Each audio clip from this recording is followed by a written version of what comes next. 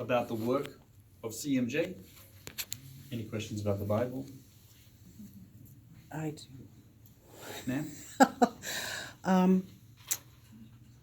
Because of your history of Israel, Jewish people are tribal people, the same as Indigenous people in Canada are tribal people.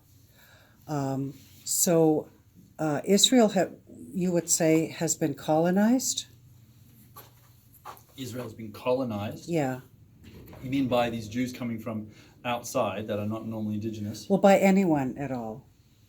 Well, where's our historian? I mean, the land of Canaan, like all lands, has had people move in and out. Right. All nations that has happened. No, seriously, there's not that many nations on the planet that actually can say, well, we were here and we kind of never moved. Yeah. Okay, the world history is actually a history of people groups moving from one point to another. And for good or for ill. In fact, that has never, in the Bible, that's not given a moralistic term. It just is an is thing. And so the Palestinians have also migrated in. The Palestinians are not indigenous. They are not Canaanites. They are not Philistines. They are not the original inhabitants of that land. Okay? Where do the Turks come from? I know you'll say Turkey. But they are not the original inhabitants. When Paul was born in Tarsus, the original people living there were white. They spoke Greek. We eventually called them Byzantium, the Byzantine Empire. The Turks come from southern Mongolia and northern China. They are an import, like most of, unfortunately, the world. It's not a right or a wrong. It's an is. It just is. Some people say it's bad and it's dark. Okay, fine. Then bring the light. So yeah, the Jewish people, as Garth mentioned, and he's quite right, have come from over 100 different nations. And the Arabs who are there have migrated in from many nations as well. They are not homogenous. Okay, northern Arabs are different tribes to southern Arabs, and the Gazans are different again. And they don't all like each other.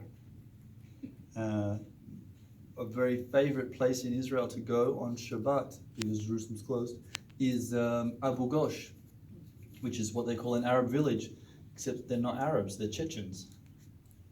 Yeah, how'd they get there? Well, they just did. Okay. They speak Arabic, but that doesn't make them Arabs. It's like Americans kind of speak English. Okay. Australians speak King's English in the way it's meant to be spoken. And we're still struggling to figure out what English people speak. But it's just a thing. Good question. Thank you. That's God calling. So, just from the, I guess, what's between the Jewish rabbis and lectures and whatnot, and some discussions between myself and some Jewish friends, two of the biggest obstacles that I face is that, one, they consider the Messiah a purely political figure, and two, they also refuse to believe that God can ever inhabit human form. And so I'm wondering if you face those two problems, and how do you come back at them? Yeah.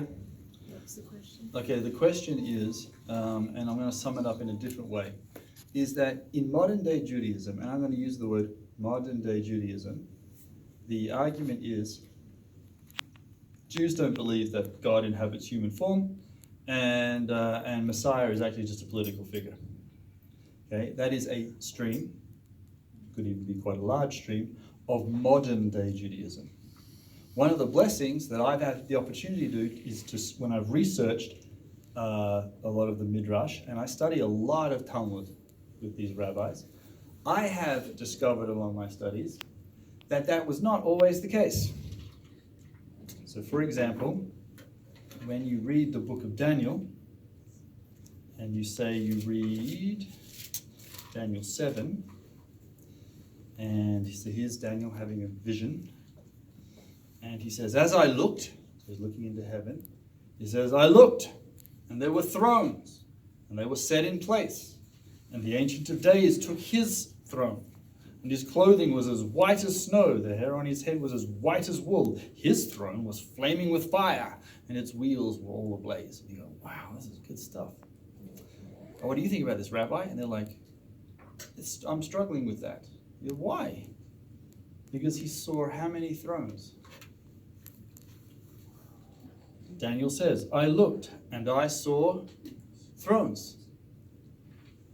Kisot, actually kisayin in the Aramaic, but kisot in Hebrew. It's plural. How many thrones are supposed to be in heaven? One. Who's supposed to sit on it? God. Who's sitting on the other one then?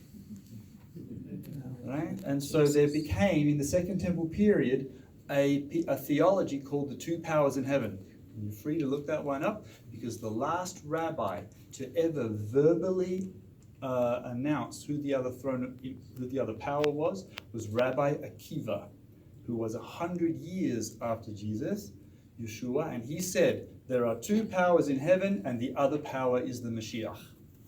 The other power is the Messiah. Who's sitting on the other throne? It's the Messiah. Now, in the disciples of Jesus, they kind of got even more confused when somebody's mum showed up and said, hey, can my boy sit on either side of you?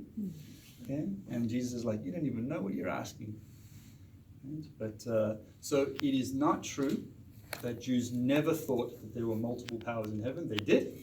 Modern day Judaism is trying to crush it. When you read the Dead Sea Scrolls, has anybody read Dead Sea Scrolls? Fantastic piece of literary archaeology, because it also comes and teaches us how segments of Judaism actually thought. There is a scroll called 11Q Melchizedek, or 1Q11, sorry, Cave 1, Qumran, scroll number 11. And it's online, you can Google it online, 1Q11 or 1Q Melchizedek. And in that scroll, it talks about this very powerful character, the Messiah, who will come down. He will open up the eyes of the blind. He will make the crooked places straight. He will do all this on Yom Kippur, because it's all part of redemption and salvation. And at the end of the scroll, it says, and the Messiah is Melchizedek, and Melchizedek is Yahweh. Right? So there was a movement within the elements, some elements of Judaism, not monolithic, that the Redeemer himself would be God. Okay. And it's modern day Judaism does its best to try and hide this, but they can't, because it's actually recorded in their own texts. So I love talking to rabbis about this, just to see how they think. Yeah, that's not the only opinion, Rabbi. There are others. All right. Do Jewish people refer to God as the Father? Yes, Avenu Melkenu, our Father, our King. And in fact, I'm coming back to do a teaching on this at some stage, aren't I? She will announce that in just 1 minute. Okay, shall we do that now? Sure. All right. Thank you very much, brothers and sisters.